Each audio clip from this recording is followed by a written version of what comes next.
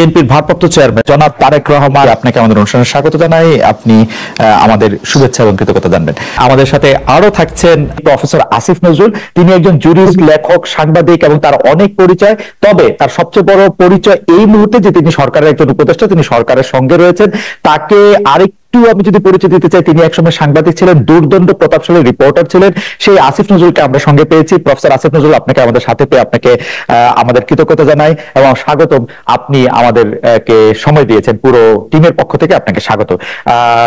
প্রথমেই যে বিষয়টি প্রফেসর আসিফ নজরুল আপনার কাছে যেতে চাই যে প্রফেসর আসিফ নজরুল, আপনারা কি তারেক রহমানের এগেইনস্টে যেসব মামলা হয়েছে সেই সব মামলা প্রত্যাহার করছেন কিনা খুব শীঘ্রই? আমরা কোনো ব্যক্তি স্পেসিফিক মামলা উদ্যোগ করছি না। আপনি দেখেন, আমরা প্রথম বলেছিলাম আমরা জুলাই অগাস্টে হত্যাকাণ্ডে যে মামলাগুলো ফলস মামলা করেছিল বিগত ফ্যাসিস্ট সরকার, সেগুলি উদ্যোগ করেছি হত্যাকাণ্ডের অভিযোগগুলো ছাড়া। সেকেন্ড ফেজে আমরা সাইবার সিকিউরিটি অ্যাক্ট যেটা আছে আমার মন্ত্রণালয়ের পক্ষ থেকে উদ্যোগ নিচ্ছি। আমরা এখানে স্পিচ অফেন্সের সাথে কম্পিউটার অফেন্সের পার্থক্য করছি। আমরা, আপনি জানেন, প্রত্যেকটা কেস দেখতে হচ্ছে, টাইম লাগছে। স্পিচ অফেন্স বা কথা বলার অপরাধের জন্য যাদের বিরুদ্ধে অভিযোগ এসেছিল তাদের সমস্ত মামলা উদ্যোগ করা হবে। এখানে তারেক রহমান আছেন নাকি খালেদ আছেন এটা আমরা দেখবো না, আমরা ইস্যু ধরে ধরে করবো। এটা আমার মন্ত্রণালয়ের অ্যাপ্রোচ। আরেকটা কথা বলি, আপনার মনে প্রশ্ন রাখতে পারে তাহলে হঠাৎ করে রোজিনা আর মাহমুদুর রহমান মামলাটা উদ্যোগ হলো কেন? প্রশ্ন তুলেছেন এবং খালেদা জিয়া। আচ্ছা, খালেদা জিয়াটা তো আপনার খালেদা জিয়ার মামলা উদ্যোগ ঘটেছে পরে। প্রথম আসছে রোজিনা আর মান্না ভাইয়েরটা। রোজিনা আর মান্না ভাই ওনারা দীর্ঘদিন সাফার করছিলেন, ওনারা পাসপোর্ট পাচ্ছিলেন না, বিদেশে যেতে পারছিলেন না। বিশেষ করে মাহমুদুর রহমান মান্না পাসপোর্ট পাচ্ছিলেন না। মাহমুদুর রহমান মান্না এখনো সংকটাপন্ন অবস্থায় হসপিটালে আছে। ওনার বিরুদ্ধে একটাই মামলা ছিল, ডিজিটাল সিকিউরিটি অ্যাক্টের মামলা ছিল, একটা আইনেই মামলা ছিল।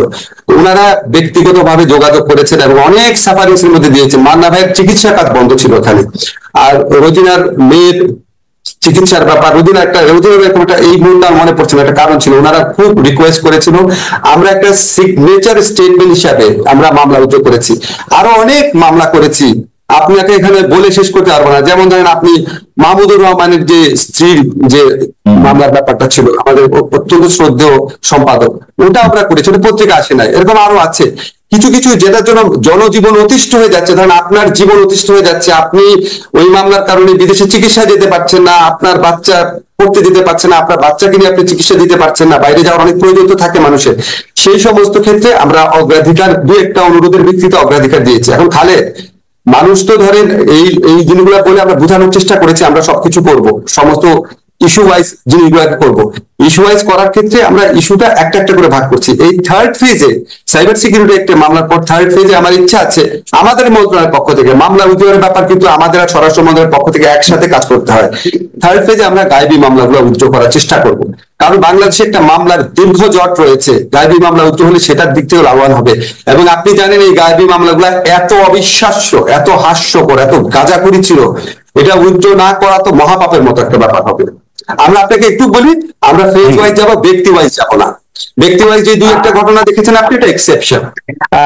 বেগম খালেদা জিয়া একটা সেজন্য এক্সেপশন ছিল, তবে তারেক রহমান সাহেবের ক্ষেত্রে কোনো এক্সেপশন করা হচ্ছে না। বেগম খালেদা জিয়ার ক্ষেত্রে মামলা উদ্যোগের ব্যাপারটা আপনি কোনটা বলতে চাচ্ছেন? ওনার যে ক্ষমা করার ব্যাপারটা? জি, ক্ষমা করার ব্যাপারটা।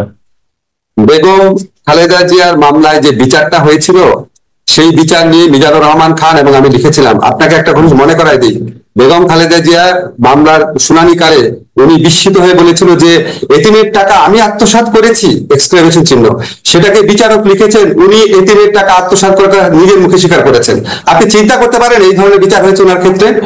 আরেকটা বলি আপনাকে, নিম্ন আদালত যে হাইকোর্ট যে সাজা দেয়, নিম্ন আদালত যে সাজা দেয়, সেটা আপনি কখনো শুনেছেন হাইকোর্ট বাড়িয়ে দেয়? হাইকোর্ট বাড়িয়ে দেয় শুনেছেন? এমনকি যারা জামাতে যেসব লিডারের শাস্তি হচ্ছে সেই সমস্ত যুদ্ধ অপরাধীর ক্ষেত্রে দুই একটা ঘটনা ছাড়া বাংলাদেশের ইতিহাসে ঘটনা ঘটেছে। উনি শোনেন, পরে আমরা শুনলাম কি যে বিচারক উনাকে জামিন দিয়েছিল দেখা উনার হাইকোর্টে অ্যাপিলেট ডিভিশনে এলিভেশন বন্ধ রেখেছিল, শাস্তি বাড়ানোর পর উনাকে এলিভেট করা হয়েছে। আপনি জানেন গত আমলে কিভাবে বিচার হয়েছে। উনার মতো নির্যাতিত মানুষ বাংলাদেশে কে আছে গত 15 বছরে? যারা মারা গেছে ওনাদের কথা বাদ দিয়ে আমি জীবিত যারা পলিটিক্যাল লিডার আছে, আমি তো মনে করি উনার প্রতি, উনি যে এত বছর জেলে ছিল, ওনার প্রতি চরম অবিচার করা হয়েছে। আমি সিদ্ধান্ত নিয়ে প্রশ্ন তুলছি না, আমি মানে প্রক্রিয়াটা নিয়ে। আচ্ছা, পরবর্তী প্রসঙ্গে আসি প্রফেসর আসিফ নজরুল। যে আগের আমলে আপনি ঠিকই বলেছেন, আমরা আগের আমলে অদ্ভুত সব গায়েবী মামলা দেখেছি, কিন্তু এই অদ্ভুত মামলা হওয়ার প্রক্রিয়া কিন্তু এখনো বন্ধ করা নাই। আমি একটু কাগজ দেখে বলে আমার সুবিধা হয় যে ক্রিকেটার সাকিব আল হাসানের বিরুদ্ধে মার্ডার কেসের মামলা হয়েছে, অভিনেতা জায়েদ খান যেটি আমি আগে বলেছি তার বিরুদ্ধে মামলা হয়েছে, বাফুফের সভাপতির বিরুদ্ধে মার্ডার কেস হচ্ছে, আগের সরকারের দুর্নীতিবাজ মন্ত্রী যার বিরুদ্ধে হতে পারতো গুছানো সুন্দর একটি দুর্নীতির মামলা বা মানি লন্ডারিং এর মামলা, তা না করে ঢালাও ভাবে নিউ মার্কেটের একজন হকার হত্যা মামলাকে সবাই গ্রেফতার দেখানো হচ্ছে এবং আদালতও সেই সব মামলায় কারো জামিন মঞ্জুর করছে না, ঢালাও ভাবে রিমান্ড দিয়ে যাচ্ছে। পার্থক্যটা তাহলে কোথায় হলো প্রফেসর আসিফ নজরুল? আচ্ছা, পার্থক্যটা আপনাকে বলি। ধরেন আপনি, আমার এতগুলো নাম তো মনে থাকবে না, দুইজনের নাম মনে আছে, সাকিব, জায়েদ খান। যখন কেউ মামলা করে, মামলা করাটা মানুষের অধিকার, বুঝছেন? ব্যক্তিগতভাবে একজন মামলা করে দিল, সেই মামলাগুলা পুলিশ করে নাই। পুলিশ যদি করে তাহলে আপনি বুঝবেন রাষ্ট্র জড়িত আছে। এই মামলাগুলা ব্যক্তিগতভাবে করা হচ্ছে, 1 নাম্বার। 2 নাম্বার হচ্ছে মামলার কারণে, এই যে আপনি সাকিব বলে জায়েদ খান বলেন, unless you are a directly involve political figure, এই উনাদের ক্ষেত্রে কি কোনো গ্রেফতারের ঘটনা ঘটেছে? গ্রেফতার ঘটনা ঘটে নাই। যখন মামলা কোনো মানুষ করে, আমরা বারবার বোঝানোর চেষ্টা করেছি, যখন আমরা পুলিশকে বলেছি মামলা যখন করছে আপনারা একটু বোঝানোর চেষ্টা করেন না কেন যে এই মামলাতে আপনারা যাদের বিরুদ্ধে অভিযোগ আনছেন তাদের কি আপনার সত্যি মানে বিশ্বাসযোগ্য কিনা অভিযোগটা। কারণ আমাদের পিআরবি তে কিছু প্রভিশন আছে, হিয়ারসে ধরনের বা গুজব ধরনের মামলা হলে পুলিশ প্রাইমারি কথাগুলো জিজ্ঞেস করতে পারে। পুলিশ কাছ থেকে এবং এমনকি আদালতের কাছ থেকে আমরা যে তথ্য পেয়েছি, যারা মামলা করতে আসে তারা এত বেশি প্রেশার, ওইখানেও এক ধরনের মানে মব প্রেশার থাকে যে পুলিশের পক্ষে এবং কোন কোন ক্ষেত্রে আদালতের পক্ষে, যারা বিগত ফ্যাসিস্ট রেজিমের আমলে যাদেরকে নিপীড়ক সংস্থাতে পরিণত করা হয়েছিল, তাদের সেই মরাল কারেজ থাকে না উন্মত্ত জনতাকে কনফ্রন্ট করার জন্য। এগুলি ঘটনা প্রথম দিকে ঘটেছে। আমরা অনেক চেষ্টা করেছি, চেষ্টা করার পর এটা অনেক রিডিউস হয়েছে। আমরা একটা জিনিস সবাইকে বলার চেষ্টা করেছি, দেখেন এফআইআর মানেই গ্রেফতার না। আপনাকে আমি কিছু নাম বলবো না, বাট কিছু কিছু মানুষ যখন আমাদের সাথে যোগাযোগ করে যে এই মামলা তাদের বিরুদ্ধে হওয়ার কথা না, আমরা স্বরাষ্ট্র মন্ত্রণালয় এবং আমরা একসাথে কাজ করি, আমরা আশ্বাস দেওয়ার চেষ্টা করি যে পুলিশ ক্রেডিবল তথ্য না পেলে আপনাদের গ্রেফতার করবে না। গ্রেফতারের খবরগুলো আপনারা পান, কিন্তু গ্রেফতার করা হয় নাই এরকম অসংখ্য ঘটনা আছে। তারপরও আমরা চেষ্টা করছি এই জিনিসগুলো নিয়ে মানুষের যে মনে প্রশ্ন আছে সেগুলিকে আরো বেশি ভালোভাবে অ্যাড্রেস করার চেষ্টা করছি আমরা। আপনাকে একটু নাম ধরেই বলি, আপনার দীর্ঘদিনের যে মানে একসাথে কাজ করেছেন আপনারা, জনাব শাহরিয়ার কবির, তার বিরুদ্ধে যে হত্যা মামলা হয়েছে সেই ব্যাপারটিকে আপনি আসলে কিভাবে দেখেন? কেউ কেউ প্রশ্ন করছেন ৭১-এর ঘাতক দালাল নির্মূল কমিটির সামনের সারির সংগঠক বলেই কি তিনি সেই জালে পড়লেন যেটাতে আসলে আপনি নিজেও ছিলেন? তার বিরুদ্ধে হত্যা মামলা হয়েছে, আপনি জানেন। ওনার বিরুদ্ধে তো হত্যা মামলা আপনার ৭১-এর ঘাতক দালাল নির্মূল কমিটিতে থাকার কারণে হয়েছে, এটা কি বাবি লিখেছেন? লিখেন নাই। শোনেন, আপনাকে আমি ব্যক্তি বিশেষের কথা বলবো না, তাহলে অন্যদের প্রতি ইনজাস্টিস করা হবে। এখানে অনেক মানে এখানে কিছু কিছু মামলা হয়েছে, এটা আমাদেরকে ব্যথিত করেছে, আমাদেরকে বিব্রতকর অবস্থায় ফেলেছে। এবং আপনাকে আমি নিশ্চিত করতে পারি এই সমস্ত মামলার পিছনে রাষ্ট্রের, সরকারের কারো কোন রকম, রাষ্ট্রটা আমি জানি না, রাষ্ট্র অনেক বড় ব্যাপার, আমাদের অন্তর্বর্তীকালীন সরকারের কারো কোন রকম মিনিমামতম সংশ্লিষ্টতা ছিল না, মিনিমামতম প্রণোদনা ছিল না, মিনিমামতম ডিরেকশন ছিল না। ব্যক্তিগতভাবে এই জিনিসগুলো করা হয়েছে।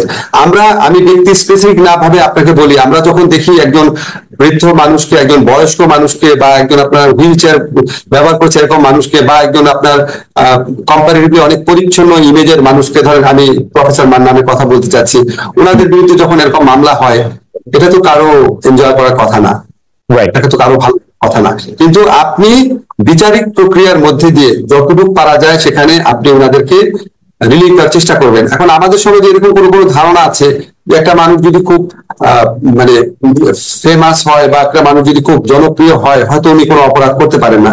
কিন্তু ধরেন আমি আপনাকে আমি নূর ভাইয়ের কথা বলছি, যেমন আসাদুজ্জামান নূর ভাইয়ের গ্রেফতার নিয়ে অনেক প্রশ্ন উঠেছে, ওনাকে ঢাকার হত্যা মামলা নিয়ে যদি গ্রেফতার করা হয় এটা কিন্তু প্রশ্ন ওঠারই কথা। তো আমরা পরে ইনভেস্টিগেট করে দেখলাম ওনার বিরুদ্ধে নীলফামারীতে মামলা হয়েছে। এখন খালেদ আপনি আমাকে বলেন, নীলফামারীতে তো ওনার এলাকাতে তো কিছু মৃত্যুর ঘটনা ঘটেছিল, ওনার গাড়ি ভরে হামলার পর কিছু এক্সট্রা জুডিশিয়াল কিলিং হয়েছিল, এটাতে ওনার জিরো ইনভলভমেন্ট থাকতে পারে। কিন্তু ওইটার কারণে যদি স্থানীয়ভাবে কেউ মামলা করে, আমি কি তাহলে বলবো যে নূর ভাই অত্যন্ত ফেমাস অভিনেতা, খবরদার ওনার বিরুদ্ধে মামলা করবে না? আমার কি অধিকার আছে? আমার শুধু এটা দেখার আছে বিচারিক প্রক্রিয়ার মধ্যে দিয়ে ডিউ প্রসেসটা যেন কনফার্ম করা হয়। আমার শুধু একটাই জানার ইচ্ছা, আপনার কাছ থেকে তো জীবনে বহুবার বহু আইনি সমস্যা নিয়ে আপনার কাছে গিয়েছে, মামলা হয়েছে ভালো কথা, তার বিরুদ্ধে মামলা চলতেই পারে, তাকে গ্রেফতার করাটা খুব প্রয়োজন ছিল? মানে রিপোর্ট চলতে পারে, তিনি আদালতে হাজিরা দিতে পারতেন, জামিন থাকতে পারতেন, তাকে রিমান্ডে নেওয়া, রিমান্ড চাওয়া, রিমান্ড নেওয়া, এগুলি খুব জরুরি ছিল। মানে আমি জানতে চাচ্ছি, আমার কিন্তু আসাদুজ্জামান নূরের প্রতি কোনো আলাদা আলাদা কোন রকম কোন জায়গা থেকে আমি বলছি না, মানে আমি শুধু জানতেই চাচ্ছি। দেখেন, আমি যদি আপনার সরকারে না থাকতাম আমি অনেক কিছু বলতে পারতাম। এখানে একটা যৌথ দায় দায়িত্বের ব্যাপার আছে। কোনো কিছু যদি আমার ভালো না লাগে, এটা দায় দায়িত্ব আমার থাকবে, ভালো না লাগলেও। ফলে আমি এটা কারো মানে কোনো মানে এখানে আমার সমালোচনার অধিকার নাই, কারণ আমি সরকারের অংশ। তবে আপনাকে আমি একটা জিনিস তো বললাম যে আমাদের সরকারের আমলে কিছু কিছু জিনিস হচ্ছে যেটা আমরা আমাদের কোনো রকম সংশ্লিষ্টতা নাই এবং আমরা এটা এনজয় করছি না, আমাদের ভালো লাগছে না।